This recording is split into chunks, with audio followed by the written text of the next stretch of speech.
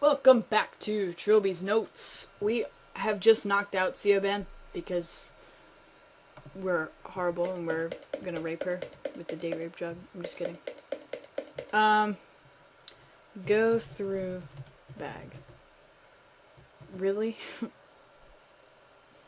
Search bag. Under the circumstances, she's passed out, bro. You can't just... Okay, whatever. Few textbooks, half empty, water bottle, and a large folder marked O'Malley family history. This, I decide, was my quarry. Flipped through the pages until I reached information relevant to the 18th century and read my discoveries out loud.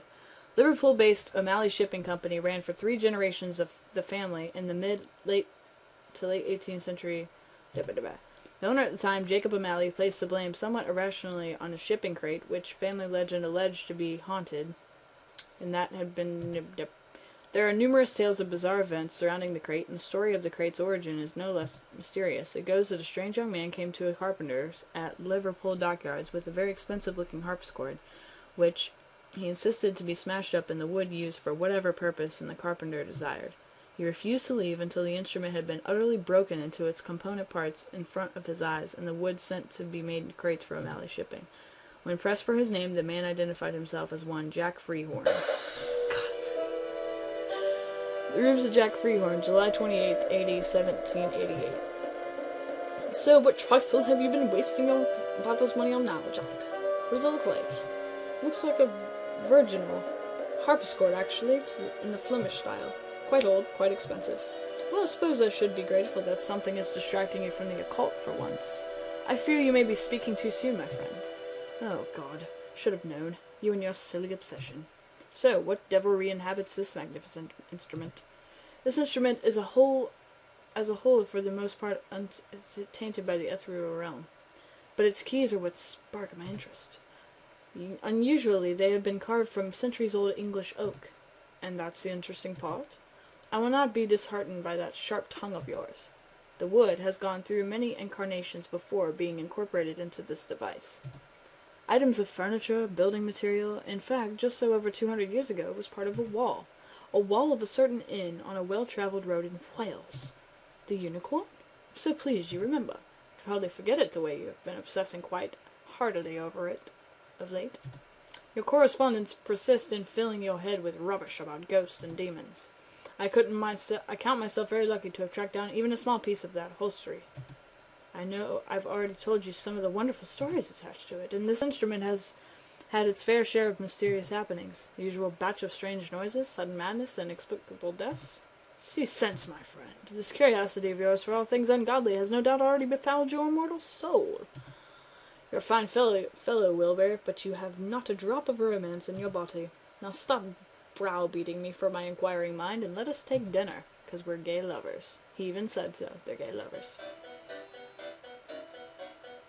That night Jack was stirred from his bed by the sound of music emanating from his new instruments. At first I was angry, mostly because the harpsichord was an antique, never intended to be played. But then he listened to the haunting, melancholy tune and felt his stomach roll inexplicably with fear. Who's down there? Wilbur, is that you? Hello? Hello? Hello? Hello? Hello? Why is Slenderman playing? Slenderman, I didn't know you liked to play. What a cutie. Okay, let's go. Let's go say hey to him. Hello, Jack could not take a step further because he realized with a lurch that he recognized the dark figure that sat at the keys.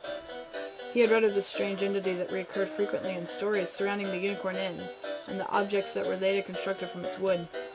And he knew with absolute certainty that the tall man would destroy him where he had not destroyed first. What? Talk to tall man. Any attempt could spell disaster. Look at tall man. Tall man was playing a haunting melody. Except for his hands, his body was completely still. What a freak. Okay, well, I'm gonna go to bed now. You can stop playing anytime. Anytime.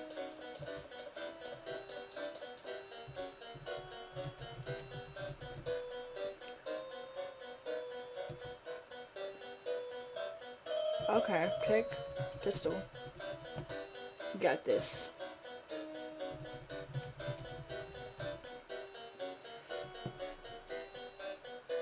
Okay, well, I just was curious. Don't judge me. Let's shoot him.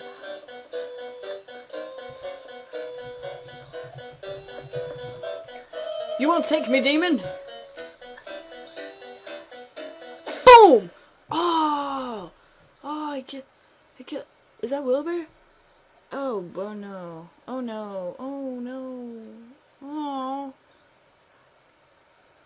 Oh shit! I know you. You have tentacles. Oh god. Please forgive me, your majesty, for my transgressions. I am a worthless, craven fool, not worth a second of your precious time. I beg you spare me. I will redeem myself from my offense.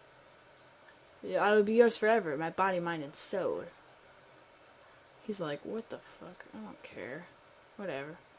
Oh, okay. Thank you, my lord. I'm gonna start doing that when I play Slenderman. Identified himself as one Jack Freehorn. This may well be in the same Jack Freehorn way form a bizarre religious cult. A depraved group of paganist worshippers who were spoken of with much derision by conventional society. My last flashback, my knowledge of the history of cursed wood gained another step. Before the crate, it had been a harpsichord, and sometime before the harpsichord, it had been part of some kind of hostelry in Wales. An inn called the Unicorn? Why did that ring a bell somewhere in my recent memory? I'd definitely seen something in the Clan Brown Hotel that was linked to the place, but where? Siobhan, where'd she go? Oh no. Oh no, she left. She lefted. Take paper. Victim 3, Freehorn. The third man who desired judgment was Freehorn, who had bought from those who made luxuries with the wood that was the prince's soul. The prince came and struck down the lover. See, I told you they were gay. Of Freehorn, and Freehorn knew the name of the king. Oh, I skipped a page! And the prince was satisfied, and Freehorn called all those who would listen. They formed an order of blessed agonies that would work to redeem the follies of the men of technology. Open door. So what now? We go back to that place that had the stuff in it and try and find a unicorn? Okay. Do do do do do. Checking my email, checking my email, checking my email. Go. Why? What? Why does that happen? Why did it happen? From somewhere in the west, I heard the familiar sound of a door being locked. What? To the west, to the west. Linkman? He flashed as the tall man. Did you see? Did you? We gotta follow that guy. I don't care what we were doing. I forgot. We're following him. Open door. Oh, why? Why is the kitchen like that? Look, what the fuck? What the hell? What the hell? Jammed. I'm too sexy for myself. Open door? I guess it's a door. What the hell? Look. The worn down area had been conquered by a swarm of greasy black beetles. Okay, well, alright. Here's one way you can die in this game. Let's save right here. One way you can die. Look, watch. Oh no!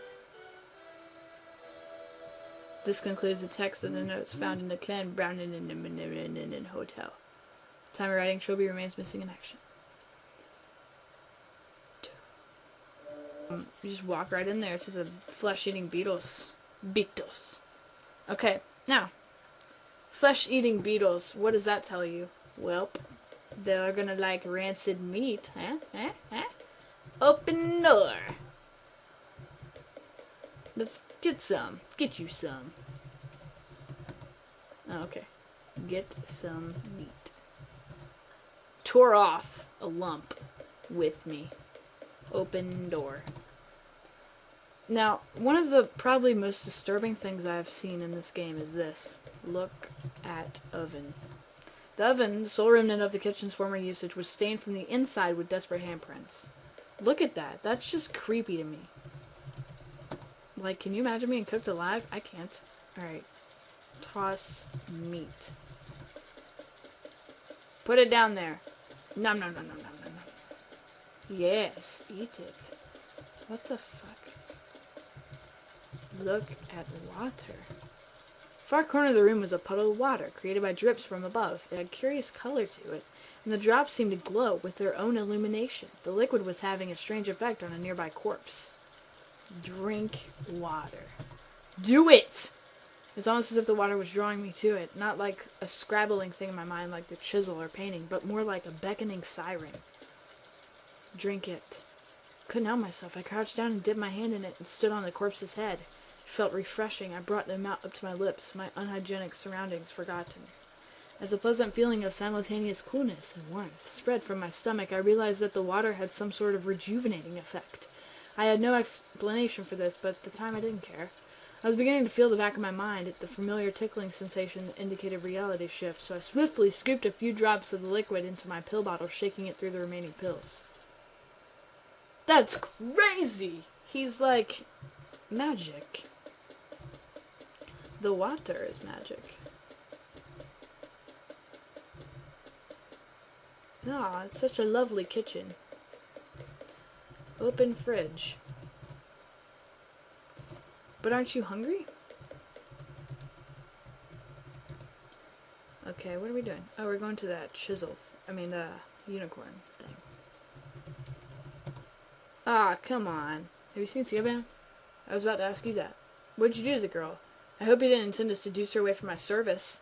I need you to understand, you and I and Slenderman are all in critical danger. There's something evil in this hotel, and it's closing in fast. Mr. Trilby, I've been over the hotel several times. Apart from us, there's absolutely nothing here. Please keep your fairy stories to the playroom where they belong. Well, fuck you, bitch. What does that look at? Unicorn. Shingle. Oh boy. Touch Shingle. Don't touch. Ask a bed about Shingle. Do you know anything about an inn called the Unicorn? Ah, you noticed my shingle. Picked it up as a curiosity at an antique fair a couple of years ago. Dates all the way back to the Elizabethan period, from what I understand. But I just can't find a buyer for the damn thing. Do you have permission to examine it? Of course. I may have to touch it to assess the texture. By all means do so. As long as you're not going to test its strength over your knee or anything. Break shingle. Okay. Trilby, you're so silly. Okay, touch shingle.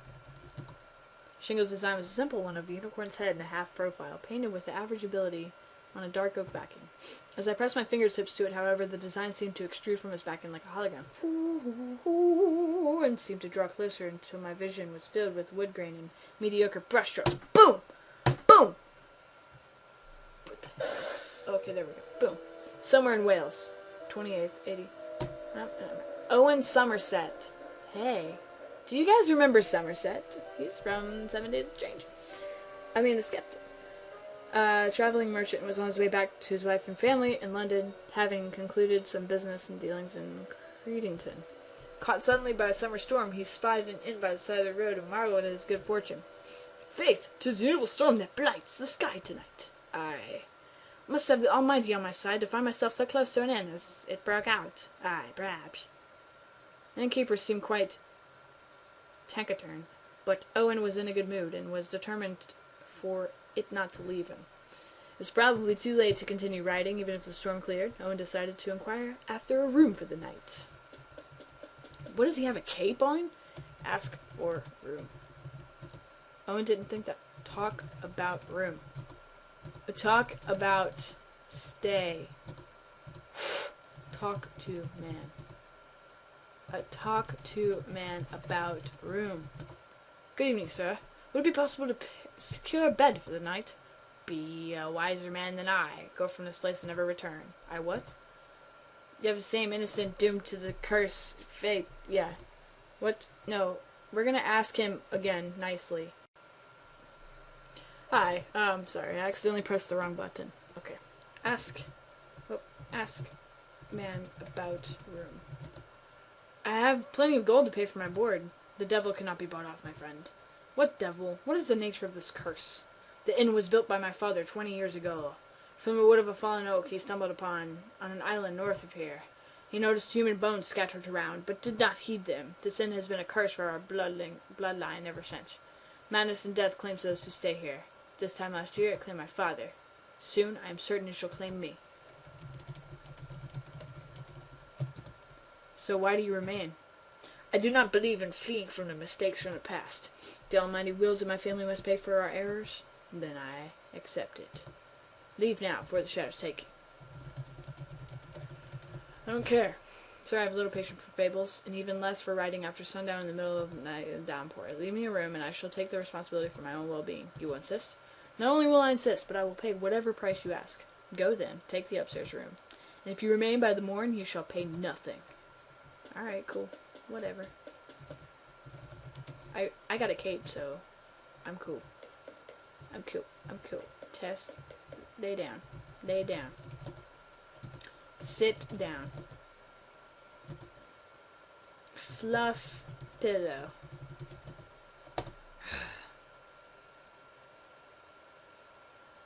Get on bed. Sleep. Owen lay himself down, intending only to test the bed's softness, but in his exhaustion he quickly succumbed to sleep. Okay, nighty-night. In the early hours of the morning, something jolted Owen from his slumber. Piercing sound? No. A piercing smell. What is this smell? What? Look. In the corner, smoke appeared to be rising from the floor. Take blanket. For comfort. Because God knows. Go. What are you doing? Walk downstairs. What is fire?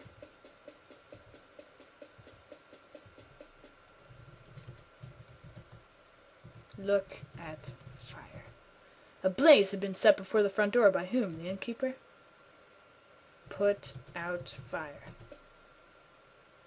Oh, what in God's name?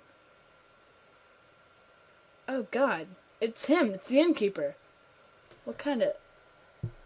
Who could have... Oh, God!